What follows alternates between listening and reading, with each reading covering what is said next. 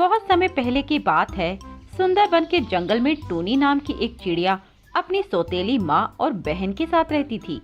टूनी देखने में बहुत सुंदर थी। उसकी हरी हरी आँखें, पीले पीले पंख उसकी सुंदरता में चार चांद लगा देते थे। पर उसकी सौतेली माँ रूपा उसे बिल्कुल भी पसंद नहीं करती थी और उससे बहुत जलती थी, क्योंकि उसकी बेटी रूपा टूनी जितनी सुंदर और आकर्षक नहीं थी। इसीलिए वह उसे दिन भर ताने मारती रहती थी। ए चिड़िया, तू ऐसे क्यों बैठी है? कोई काम नहीं है तुझे करने को? माँ, मैंने पहले ही सारा काम कर लिया है और अब मैं थोड़ा आराम कर रही थी। ओहो, मैडम ने एक काम क्या कर लिया? इनको तो आराम की जरूरत पड़ गई। चिड़िया रानी, मेरी बात सुन, ऐसे पड़े पड़े काम नहीं चलेगा। चुपचाप जाकर काम कर और ये कपड़े इन्हें भी उतार। चल चल यहाँ से। इसके बाद टूनी अपने कमरे में जाती है और घर का सारा काम करने लगती है। वहीं वह रूपा चिड़िया और उसकी बेटी सुंदरी आराम से बैठकर चाय पी रही थी। वह घर का सारा काम टूनी से करवाती और उस पर खूब अत्याचार करती। ए टूनी, यह तूने कैसे बर्तन मांजे हैं?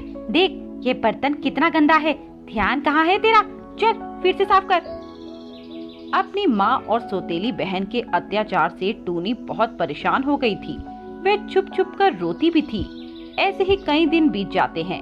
जंगल के राजा का बेटा सोनू कबूतर अब बड़ा हो चुका था और राजा अपने बेटे की शादी किसी समझदार और सुंदर पक्षी से करवाना चाहते थे। इसीलिए वे जंगल में एक घोषणा करवाते हैं।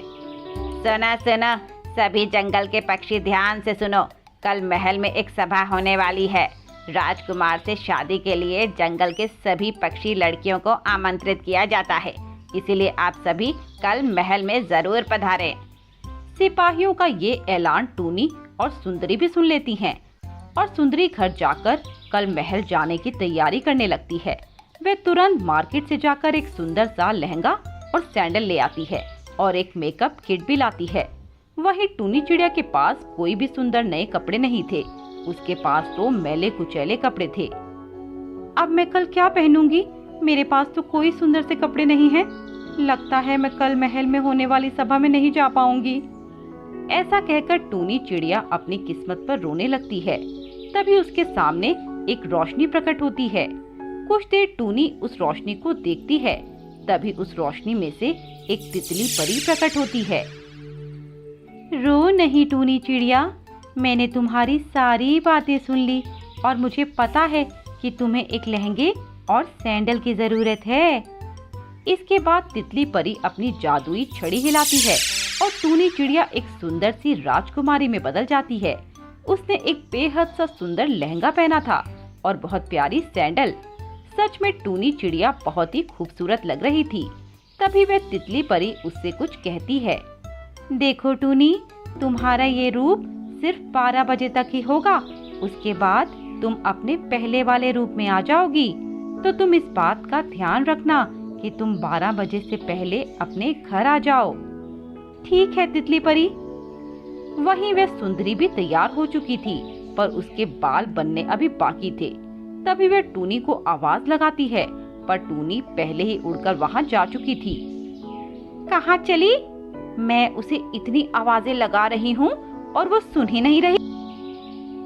कहीं जंगल में बैठी रो रही होगी। हाँ माँ, तुमने सही कहा, अपनी किस्मत पर रो रही होगी। लो माँ, चलो मेरे बाल बना दो, कोई सुंदर सा हेयर स्टाइल करना। हाँ मेरी बच्ची, मैं तेरा ऐसा हेयर स्टाइल बनाऊंगी कि वह राजकुमार फौरन तुझसे शादी कर लेगा। रूपा सुंदरी का एक सुंदर सा हेयर स्टाइल बनाती है और उसके बाद दोनों राजमहल के लिए उड़ जाती हैं और कुछ ही देर में राजमहल पहुंच जाती हैं, जहां वह देखती है कि जंगल की कई पक्षी लड़कियां सुंदर सुंदर बनकर आई हैं। सबकी बहुत बहुत खूबसूरत ड्रेस थी। तभी टूनी चिड़िया उनके सामने आती है।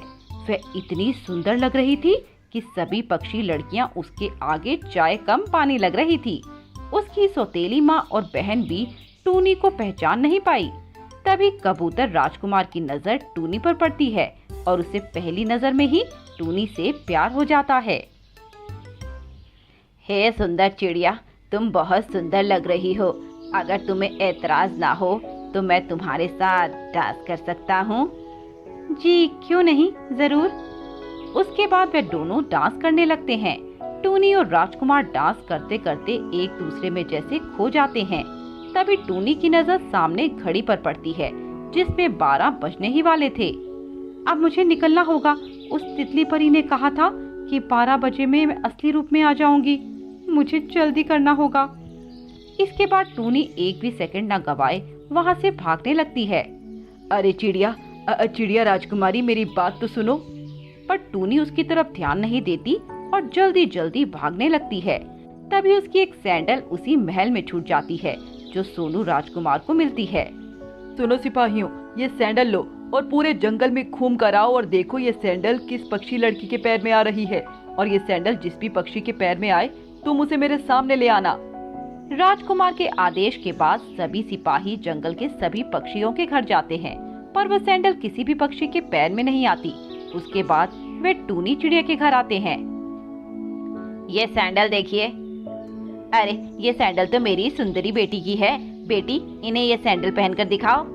सुंदरी वो सैंडल पहनती है पर वो सैंडल उसके पैर में नहीं आते। फिर भी सुंदरी कहती है, ये सैंडल तो मेरी है, देखो मेरे पैर में आ रही है ना। झूठ मत बोलो, हम साफ साफ देख रहे हैं कि तुम्हारे पैर में सैंडल नहीं आ रहे हैं। इसके बाद वे सिपाही वहां से जाने लगते हैं। तभी उनकी नजर सामने पोछा लगा रही टूनी चिड़िया पर पड़ती है। ए चिड़िया, यहाँ आओ और यह सैंडल पहनकर दिखाओ। ये तो हमारी नौकरानी है, इसके पैर में ये सैंडल कैसे आएंगे? आप खामखा अपना समय बर्बाद कर रहे हैं। हमने तुमसे राय नहीं मांगी, तुम चुप रहो और अपने काम से काम रखो। इसके बाद टूनी चिड़िया उन्हें सैंडल पहनकर दिखाती है। वो सैंडल उसके पैर में आ जाते हैं। ये तो तुम्हारे पैर में बिल्कुल सही आ रहे हैं। ए चिड़िया, सच सच बोलो, ये सैंडल तुम्हारी है? हाँ, ये सैंडल मेरी ही है। मैं ये सैंडल गलती से कल महल में छोड़ आई थी। चलो हमारे साथ चलो जल्दी। वो सिपाही उसे अपने साथ लेकर राजकुमार के सामने पेश करते हैं।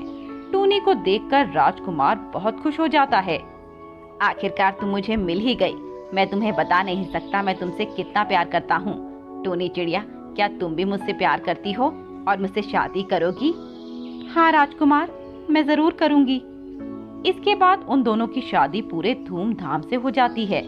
वहीं दूसरी ओर सुंदरी और रूपा अंदर ही अंदर जलन से जली जा रही थी। उन्हें विश्वास ही नहीं हो रहा था कि टूनी अब एक नौकरानी नहीं बल्कि इस जंगल की महारानी बन चुकी है। टूनी और सोनू राजकुमार अपनी जिंदगी में बहुत खुश थे। उन्हें किसी चीज की कोई कमी नहीं थी। इसके बाद वे खुशी खुशी अपनी जिंदगी बिताने लगे।